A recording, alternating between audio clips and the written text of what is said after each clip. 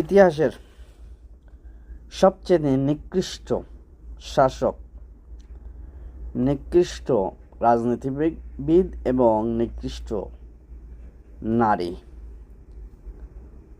একটাই লোক, আর ওইটা হচ্ছে একটাই দেশে, আর ওই দেশটাই হচ্ছে আমাদের বাংলাদেশ। তো আমাদের বাংলাদেশে বিগত 16 বছর ধরেই কিন্তু এই কুখ্যাত শয়তান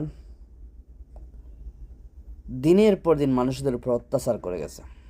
আর এই শয়তানের স্বভাবটাই হচ্ছে মানুষদেরকে উস্কানিমূলক কথা বলা, উস্কানি দেওয়া। সে যখন ক্ষমতায় ছিল সেই সময় কিন্তু যেভাবে উস্কানি দিত, এখনও ক্ষমতার পালাবদল হয়েছে, তার পতন হয়ে গেছে, তার কোন সরকার এখন বাংলাদেশে নাই, সে ভারতে পালিয়েছে।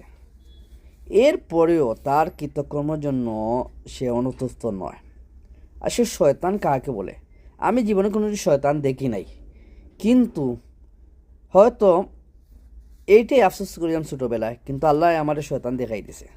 আর এই শয়তানটা হচ্ছে শেখ হাসিনা। কারণ আর কোনো দ্বিতীয় কোনো শয়তান আমার মনে হয় না সারা বিশ্বে। যদি যতটা স্বৈরাচার আছে, বাশার আল আসাদ, মাও সেতুং, লেনিন, মোসেলিন, অসংখ্য স্বৈরাচার ছিল, হুসনেন মুবারক।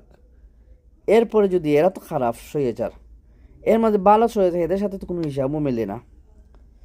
কারণ এরা হচ্ছে গাদ্দাফি, সাদ্দাম, এরা হচ্ছে সৎ শাসক।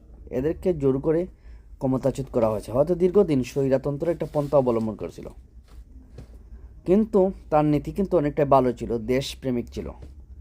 কিন্তু এই যে একটা কুখ্যাত স্বৈরাচার ছিল, সে দেশপ্রেমিক না, তার পিতৃ হত্যার প্রতিশোধ নেওয়ার জন্য এবং ভারতের একটা ব্রেইন ওয়াশ মাথায় নিয়ে এই বাংলাদেশে ঢুকছে।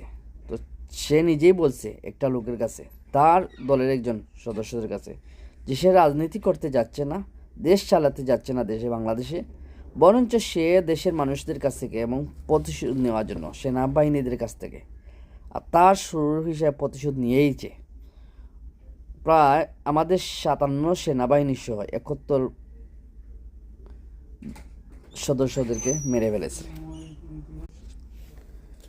প্রথম মিশন সেনা হত্যা দিয়ে, পরবর্তী মিশন আলিম হত্যা, তারপরে অস্ত্রতে সাধারণ জনগণকে হত্যা করবে, পরবর্তীতে ভারতীয় গেরুয়া বাহিনী দিয়ে। এইরকম একটা মাস্টার প্ল্যান করেছিল কুখ্যাত হাসিনা সরকার। তো আল্লাহর রহমতে আমাদের বৈষম্যবিরোধী ছাত্র জনতা রুখে দিয়েছে।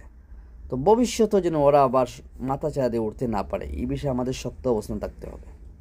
সবাই ভালো থাকুন।